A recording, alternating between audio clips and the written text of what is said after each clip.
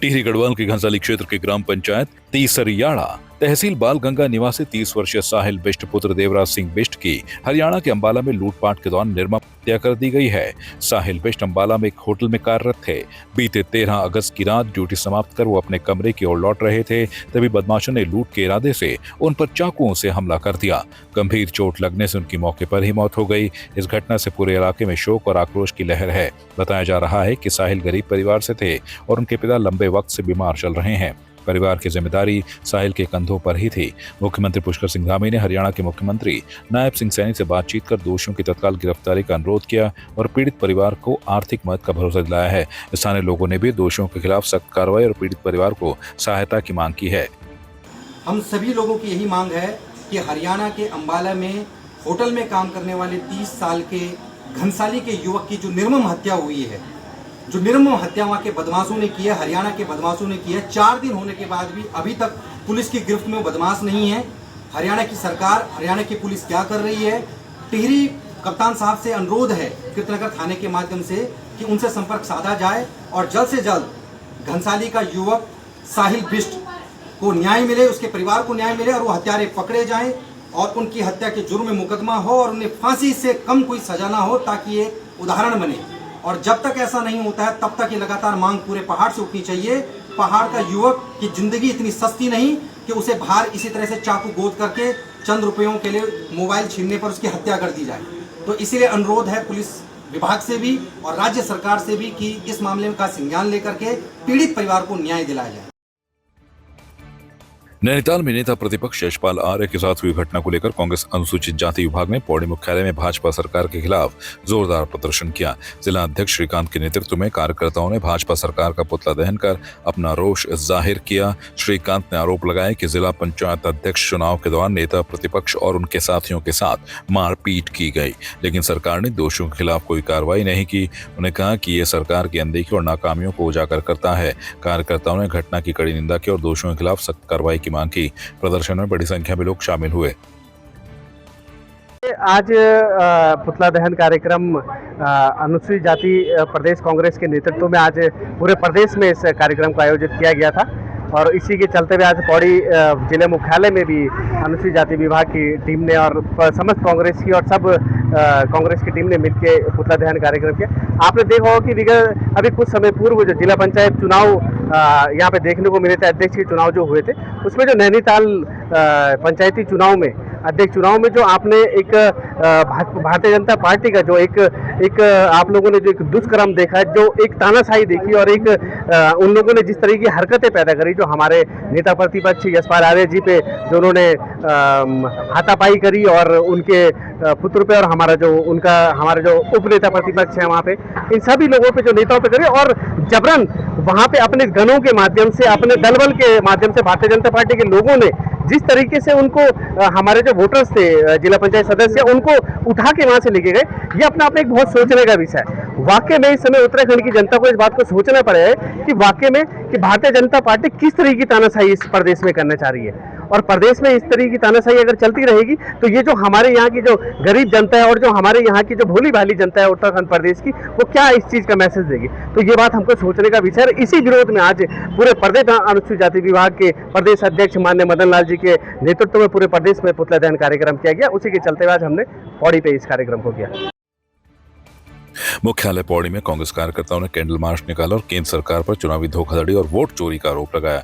मार्च कांग्रेस कार्यालय से शुरू होकर कलेक्ट्रेट के पास हेमवती नंदन बोगड़ा मूर्ति स्थल पर समाप्त हुआ। कार्यकर्ताओं ने मतदाता सूची में हेराफेरी और चुनावी धांधली के खिलाफ नारे लगाए, जैसे वोट चोर गद्दी छोड़।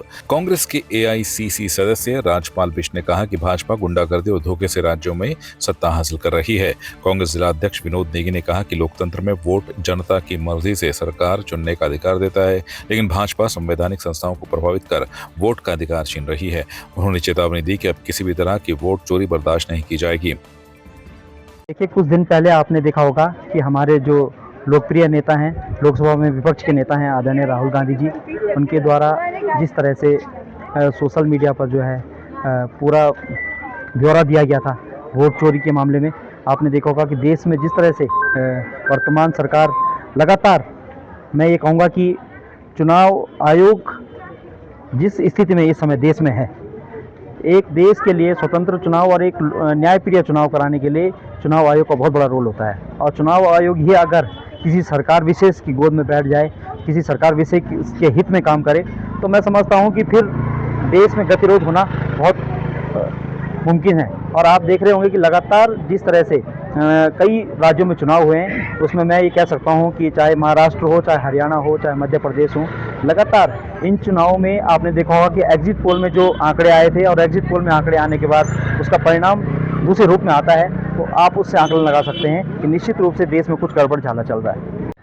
कैंडल मार्च आपके संज्ञान में है, पूरे देश के संज्ञान में है कि भाजपा जो हमारी लोकतांत्रिक संस्थाएं हैं उनका जिस तरह से मिसयूज कर रही है, दुरुपयोग कर रही है और उनको अपने अधीन कर करके काम करवा रही है।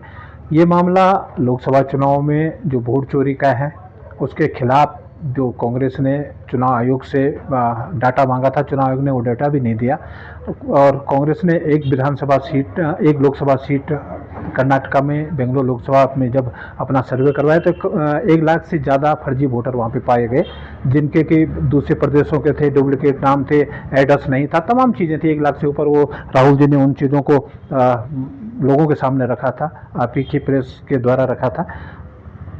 उन्हीं चीज़ों के लिए बिहार में SIR के नाम पर ये वोट चोरी कर रहे हैं, लोगों को जो इनको लगता है कि हमारे पक्ष में नहीं है उन वोटों को काट रहे हैं और करीब 65 लाख के करीब ऐसे वोटर हैं बिहार में जिनको ये वोटर लिस्ट से अलग कर रहे हैं और ये वोट चोरी में ऐसे नाम जोड़ रहे हैं जिन लोगों के नाम होने नहीं चाहिए।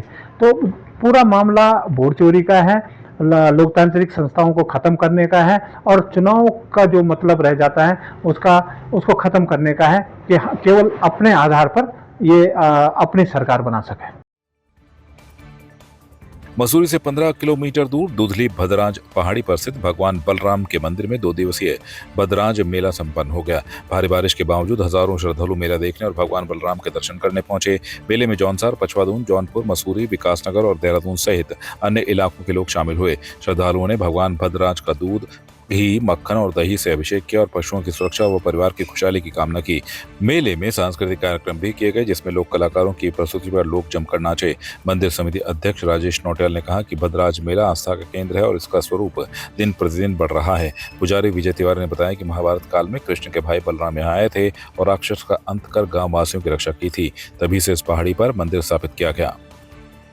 उत्तराखंड, पूरा हिमाचल, उत्तर प्रदेश और हरियाणा से लोग आ रहे हैं और पिछले 2 दिनों से लगातार आ रहे हैं और भगवान भद्राज देवता से अपने जीवन की मंगल कामना के लिए, मेरा अपना जीवन उनका स्वस्थ रहे, जो उनकी जीवन की मनोकामना उसको पूरा करने के लिए यहाँ से भगवान भद्राज देवता से प्रार्थना करता हूँ कि उन सभी श्रद्धालुओं की मंगल जीवन जो उनकी कामना हो उनकी पूरी हो, उनकी जो मनोकामना है वो पूरी हो और हम सब मिलकर के आगे बढ़े। ये एक सांस्कृतिक मेला है, उत्तराखंड की संस्कृति को संरक्षित करने का वाला मेला है। तो संस्कृति के लिए हम काम कर रहे हैं, इस पूरे क्षेत्र को आगे बढ़ाने के लिए काम कर रहे हैं और हमारी समिति भी लगातार पिछले 8 वर्षों से लगातार काम कर रही है।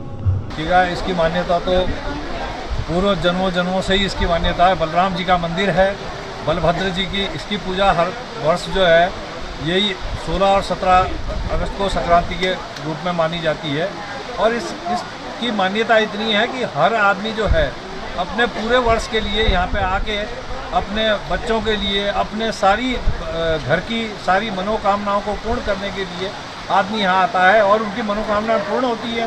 पूर्ण होने के बाद जब उनकी मनोकामना पूर्ण हुई तो वो उनका विश्वास और उनकी आस्था जो है इस भगवान से जुड़ी हुई है, इस मंदिर से जुड़ी हुई है। इसीलिए वो बारिश तूफान कुछ नहीं देखते और सीधे सीधे जो है भगवान के दर्शन के लिए हर साल हर वर्ष इसी संक्रांति पे जो है लोग आते हैं, चाहे कितनी भी बारिश हो, कितना तूफान हो।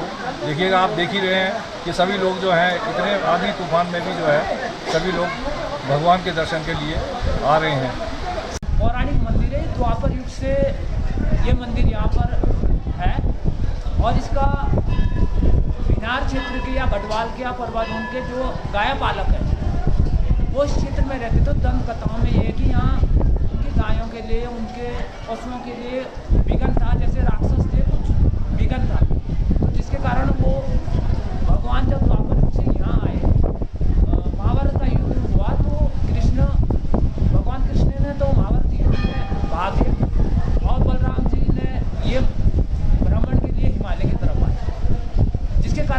क्षेत्र में यहाँ घाटी तक आए और फिर यहाँ पर जब ग्वाल वालों ने बोला कि हमारी ये समस्या है, यहाँ पर ये विघन है, फिर उनसे विनती प्रार्थना करी तो उन राक्षसों से मुक्ति प्रदान करी, रक्षा करी गायों की। तब से यहाँ पर वो उन्होंने बोला कि 15 दिन यहाँ रहे उनके साथ। फिर उन्होंने बोला कि हमें जाना है, तो गांव वाले क्षेत्र वाले रोने लगे कि आप हमारे रूप में विराजमान थे, जिसके कारण वो यहाँ स्थापित हो गए। ये 11 महीने यहाँ विराजमान है, 1 महीने यहाँ कपाट बंद होते और यहाँ गाय मुख्य रूप से गाय का दूध और आटे का हलवा का भोग चढ़ता है। आपकी इस पर क्या राय है, हमें कमेंट कर जरूर बताएं। इसके साथ ही आप हमारे YouTube चैनल को सब्सक्राइब कीजिए। आप हमें Facebook, Instagram, Twitter पर फॉलो भी कर सकते हैं और संवाद 365 के साथ एक क्लिक में जुड़ने के लिए डाउनलोड कीजिए संवाद 365 ऐप।